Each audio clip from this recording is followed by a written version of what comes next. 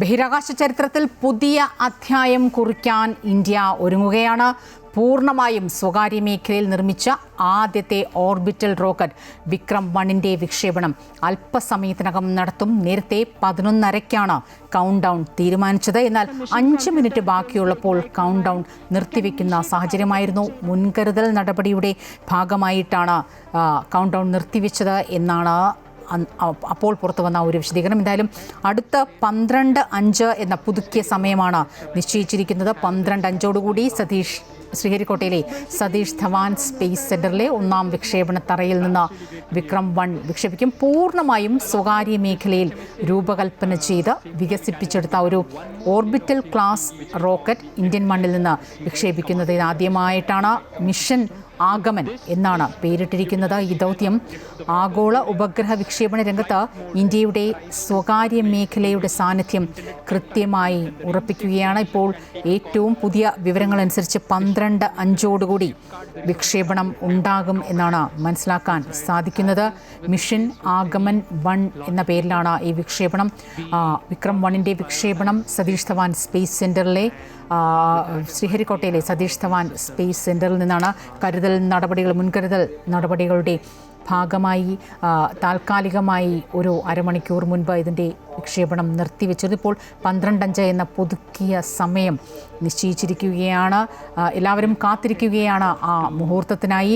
പൂർണ്ണമായും സ്വകാര്യ മേഖലയിൽ രൂപകൽപ്പന ചെയ്തു. അതാണ് എടുത്തു പറയേണ്ട പ്രത്യേകത എന്ന് പറയുന്നത്. ഒരു ഓർബിറ്റൽ ക്ലാസ് റോക്കറ്റ് സ്വകാര്യ മേഖലയിൽ നിന്ന് ഇന്ത്യൻ മണ്ണിൽ നിന്ന് വിക്ഷേപിക്കുന്നത് ഇതാദ്യമായിട്ടാണ്.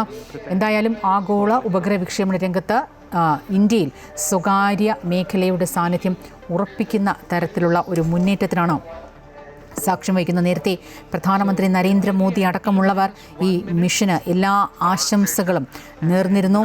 എന്തായാലും ബഹിരാകാശ മേഖലയിൽ വെറും 5 അല്ലെങ്കിൽ 6 സ്റ്റാർട്ടപ്പുകൾ മാത്രമുണ്ടായിരുന്ന ഒരു അവസ്ഥ, അതിൽ നിന്നൊക്കെ മാറി ഇന്ന് 400-ലധികം സ്റ്റാർട്ടപ്പുകൾ എന്ന നിലയിലേക്ക് ഇന്ത്യ വളർന്നത്. അത് ഏറ്റവും വലിയൊരു എടുത്തു പറയേണ്ട കാര്യമായി തന്നെ നമ്മൾ കണക്കിലാക്കണം. 2020-ൽ ഈ ബഹിരാകാശ നയപരിഷ്കാരങ്ങൾ വന്നു. അതിന് പിന്നാലെയാണ് ഈ വളരെ ശക്തമായ ഒരു മുന്നേറ്റം ഉണ്ടായത്. ഈ വിക്ഷേപണം വിജയിക്കുകയാണെങ്കിൽ ചെറിയ ഉപഗ്രഹങ്ങൾ വിക്ഷേപിക്കുന്ന ആഗോള വിപണിയിൽ ഇന്ത്യയുടെ സാന്നിധ്യം കൂടുതൽ ശക്തമാകും. ഇതിൻ്റെ കൗണ്ട് ഡൗൺ എന്തായാലും നടക്കുകയാണ്. നമുക്കതൊന്ന് കാണാം.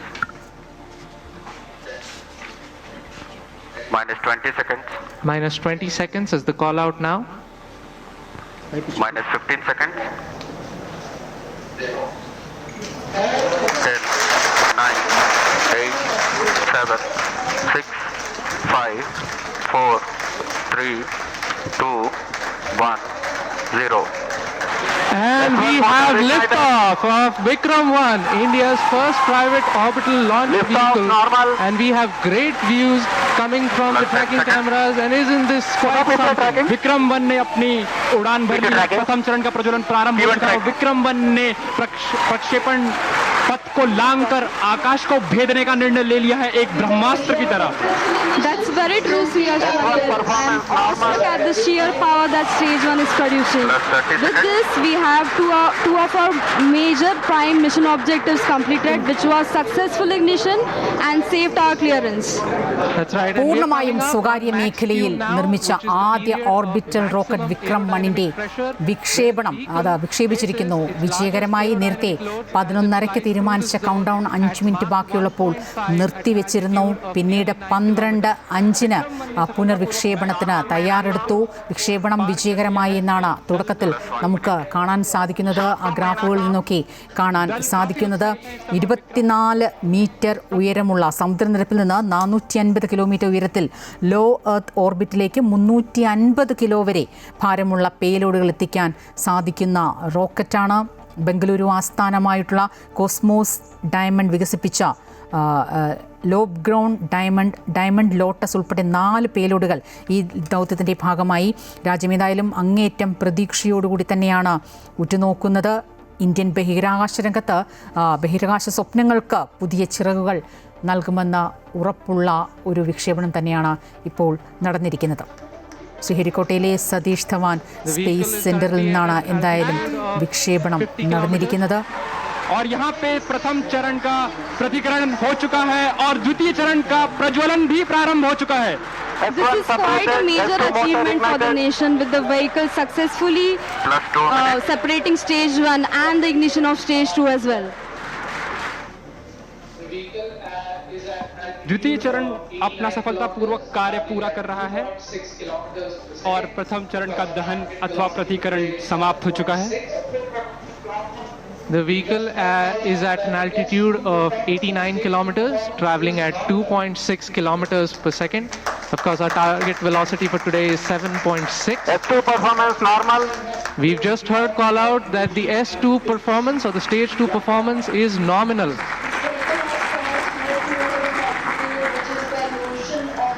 ये एक ऐतिहासिक क्षण है पूरे भारत और निजी अंतरिक्ष यात्रा का।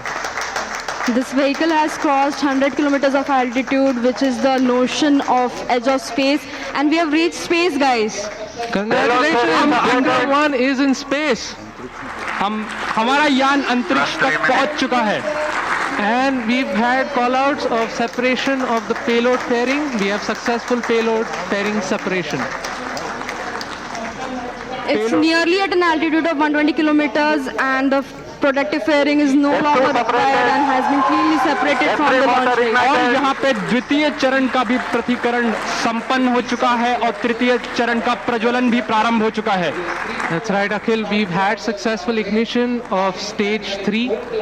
The vehicle is currently at 157 kilometers above the Earth's surface. It is 355 kilometers downrange, traveling at nearly 4 kilometers per second. Now, the telemetry will switch over from Shar to Port Blair and further to Bogor. अब यान अपनी अंतरिक्ष यात्रा पर निकल चुका है। तृतीय चरण का प्रज्वलन चालू है और उसकी प्रतिक्रिया नियमित रूप से चल रही है। And as you can see on your screens, we have near exact following of the intended trajectory. The two lines on your screen essentially indicate the current performance of the vehicle, and it closely matches with prediction. This is on your screen on board from stage 3.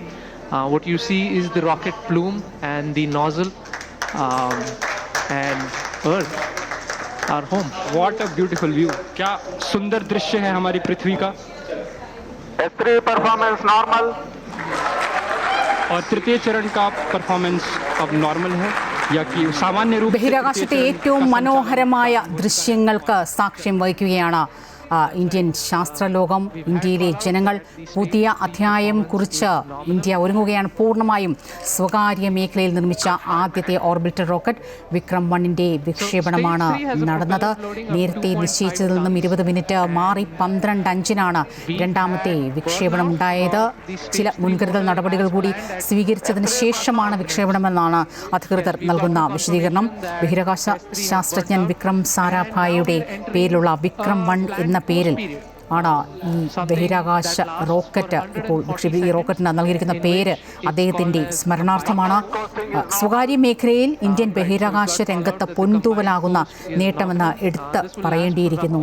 ഇതിനെ നമുക്കറിയാം 2023 ഒക്ടോബറിൽ ഹൈദരാബാദിലെ mask Q ആസ്ഥാനത്ത് വെച്ചാണ് ഈ sky root aerospace Vikram 1 അതിൻ്റെ വിക്ഷേപണ വാഹനമടക്കം അനാച്ഛാദനം ചെയ്ത് നമ്മുടെ ഇപ്പോൾ ഈ വളർന്നു വരുന്ന ആഗോള ചെറുകിട ഉപഗ്രഹ വിക്ഷേപണ വിപണിയെ അതിൽ ഒരു മുന്നേറ്റം നൽകുന്നതിന് വിക്രം 1ന്റെ വിക്ഷേപണം സഹായിക്കുമെന്ന പ്രതീക്ഷയാണ് ഉള്ളത്. 2022 സബോർബിറ്റൽ ഡെമോൺസ്ട്രേറ്റർ വിക്രം എസ് വിജയകരമായി തന്നെ ഈ സ്കൈ റൂട്ട് വിക്ഷേപിച്ചിരുന്നു. ബംഗളൂരു ആസ്ഥാനമായ സ്കൈ റൂട്ട് വിക്ഷേപിച്ചിരുന്നു.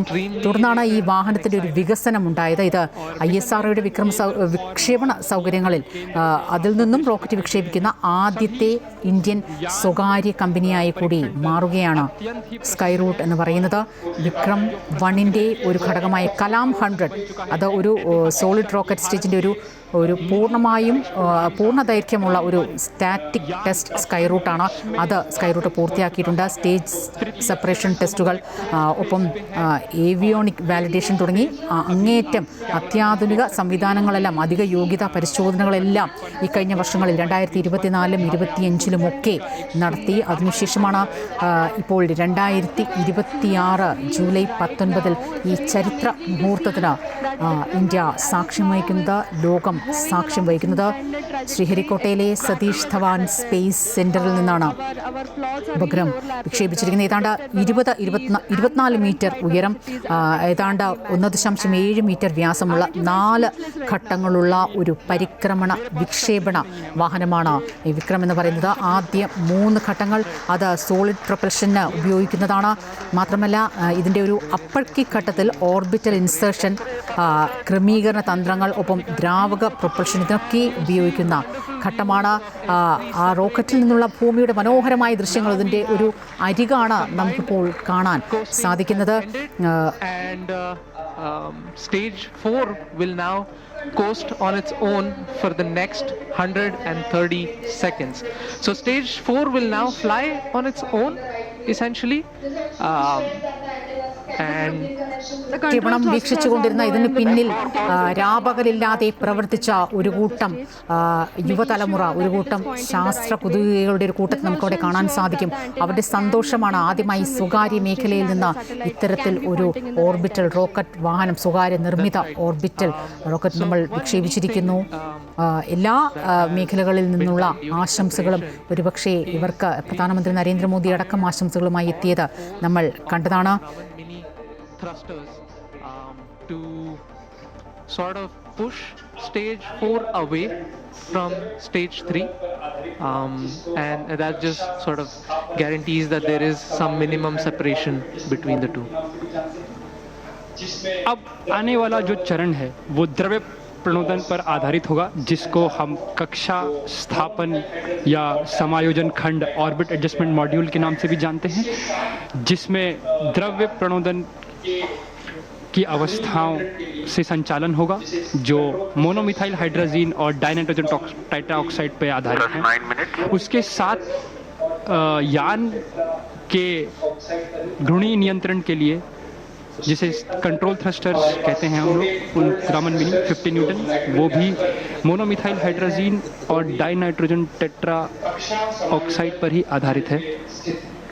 उसके अंतर्गत हमारे पास छोटे कोल्ड गैस थ्रस्टर्स जो कि नाइट्रोजन गैस पर आधारित हैं, वो भी कक्षा समायोजन खंड पे स्थित हैं। S4 ignited. And we've heard call out that S4 or stage 4 has ignited successfully. और चतुर्थ और अंतिम चरण का भी प्रज्वलन हो चुका है। The liquid engine has come alive over 400 kilometers above the earth, beginning a burn that will last for more than 6 minutes. During this phase, the vehicle will steadily accelerate from about 6.68 kilometers per second to nearly 7.64 kilometers per second, delivering the precise velocity needed to achieve its planned 450 by 450 kilometers circular low Earth orbit at a 60-degree inclination.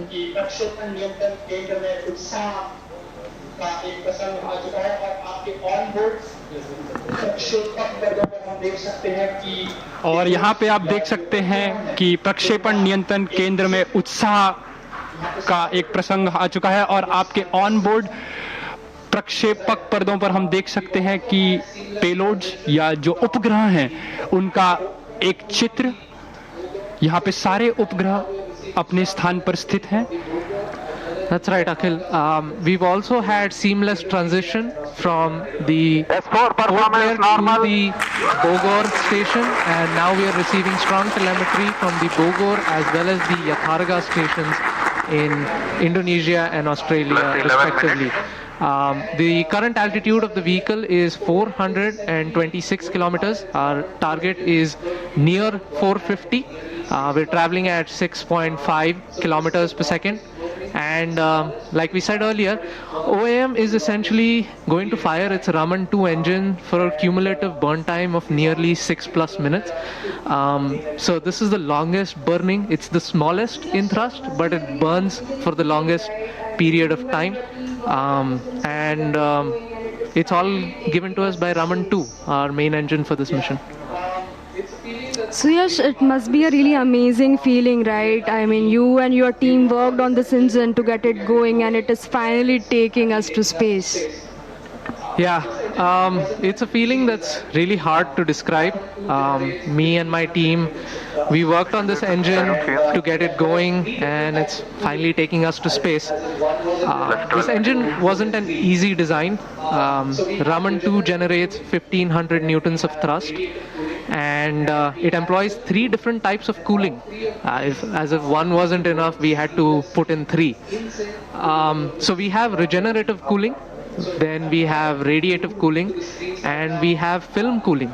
And all 3 of these need to work seamlessly in sync to deliver this phenomenal outcome. So I'm kind of glued to the screens right now. You might just see me peeking over to try to see what the chamber pressure, what the thrust, and what the temperatures are like. But I think I might have to hold for a bit and look at that data in a little while.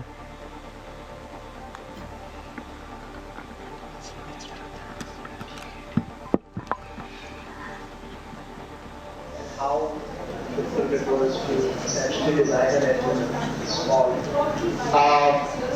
Like I said, it's a relatively So small. while I was talking about Raman 2 and how difficult it was to രാജ്യത്തെ essentially ആദ്യ design സ്വകാര്യ an engine നിർമ്മിത that was rocket small. Vikram 1 കുതിച്ചുയർന്നിരിക്കുന്നു. ശ്രീഹരിക്കോട്ടയിലെ Satish Dhawan space സെന്ററിൽ നിന്ന് 12:05 വിക്ഷേപണം ഉണ്ടായത്. സ്വകാര്യ ബഹിരാകാശ വിക്ഷേപണ ഏജൻസിയായ സ്കൈ റൂട്ട് എയ്റോസ്പേസാണ് വിക്രം 1ന്റെ രൂപകൽപ്പനയ്ക്ക് പിന്നിൽ, നിർമ്മാണത്തിന് പിന്നിൽ. ഉപഗ്രഹം ഭ്രമണപഥത്തിലെത്തിക്കാൻ കഴിയുന്ന ആദ്യ സ്വകാര്യ റോക്കറ്റ് കൂടിയാണ് വിക്രം 1. വിക്രം 1 ആ നേട്ടവും കൂടി കൈവരിച്ചിരിക്കുന്നു. ഏതാണ്ട് 12 മീറ്റർ നീളം, 24 ടൺ ഭാരമുള്ള റോക്കറ്റ്. ഭൂമിയോടടുത്ത ഭ്രമണപഥത്തിൽ 450 കിലോഗ്രാം വരെ ഭാരമുള്ള ഉപഗ്രഹങ്ങൾ എത്തിക്കാൻ കഴിവുള്ള റോക്കറ്റ്. ഈ ദൗത്യത്തിൽ ഇന്ന് നടന്ന ഈ വിക്രം 1ന്റെ ദൗത്യത്തിൽ ബഹിരാകാശ മാലിന്യങ്ങളൊക്കെ പിടിച്ചെടുത്ത് നശിപ്പിക്കാൻ സഹായിക്കുന്ന റോബോട്ടിക് ഹാൻഡ് ഉൾപ്പെടെ വിവിധ സ്റ്റാർട്ടപ്പുകളുടെ 6 പേലോഡുകൾ ഇത്തവണ വഹിക്കുന്നുണ്ട്. ഓപ്പറേഷൻ ആഗമൻ എന്ന ദൗത്യത്തിന് പേരിട്ടിരിക്കുന്നു. 2022 വിക്രം എസ് ഓപ്പറേഷൻ പ്രാരംഭ് എന്ന പേരിൽ സ്കൈ റൂട്ട് തന്നെ ലോഞ്ച് ചെയ്തിരുന്നു. അതിന് പിന്നാലെയാണ് 2026 ഓപ്പറേഷൻ ആഗമൻ ഇപ്പോൾ വിക്ഷേപണം നടത്തിയിരിക്കുന്നത്. ബംഗളൂരു ആസ്ഥാനമായി നേരത്തെ സൂചിപ്പിച്ചതുപോലെ സ്റ്റാർട്ടപ്പ് ഗ്രഹ സ്പേസിന്റെ സോളാറസ് S3, മറ്റൊരു സ്റ്റാർട്ടപ്പ് കോസ്മോസർവ് സ്പേസിന്റെ എംബ്രേസ് എന്ന ബഹിരാകാശ റോബോ ഹാൻഡ്, ഒപ്പം സ്കൈറൂട്ടിന്റെ സ്വന്തം സ്കോപ്പ് സാറ്റ്. ഇവയാണ് പേലോഡിൽ പ്രധാനമായും എടുത്തു പറയേണ്ടത്. മാത്രമല്ല ജർമ്മൻ കമ്പനി D-Cubed സ്പേസിന്റെ ഒരു ചെറു സാങ്കേതിക വിദ്യാ പരീക്ഷണവും ഈ ദൗത്യത്തിന്റെ വിക്രം 1 ദൗത്യത്തിന്റെ ഭാഗമായി നടത്തുന്നുണ്ട്. ഇതിനു പുറമെ വിക്രം സാരാഭായിയുടെയും CV രാമന്റെയും ഡോക്ടർ APJ അബ്ദുൽ കലാമിന്റെയും ഒക്കെ അടക്കം ചെറു പ്രതിമകളടക്കം ഈ ബഹിരാകാശത്തേക്ക് അയക്കുന്നുണ്ട്. എടുത്തു പറയേണ്ടത് ഈ ശില്പങ്ങളെല്ലാം, ഈ ചെറിയ ശില്പങ്ങളെല്ലാം അരിമണിയേക്കാൾ ചെറുതായി തീർത്ത ശില്പങ്ങളാണ്. ഒപ്പം ലാബ് നിർമ്മിത ഡയമണ്ട് ആഭരണം, പിന്നെ പ്രധാനമന്ത്രി നരേന്ദ്രമോദിയുടെ പ്രശംസാ കാർഡുകളടക്കമുള്ള കൗതുകകരമായ വസ്തുക്കളടക്കം ഈ റോക്കറ്റിൽ ഉൾക്കൊള്ളിച്ചിട്ടുണ്ടെന്നാണ് എടുത്തു പറയേണ്ടത്. നമുക്കറിയാം, നാളിതുവരെ നമ്മുടെ ഇന്ത്യയിൽ ISRO വികസിപ്പിച്ച റോക്കറ്റിലായിരുന്നു രാജ്യത്തിൻ്റെ ഉപഗ്രഹങ്ങളെല്ലാം ബഹിരാകാശത്ത് എത്തിച്ചിരുന്ന ഒരു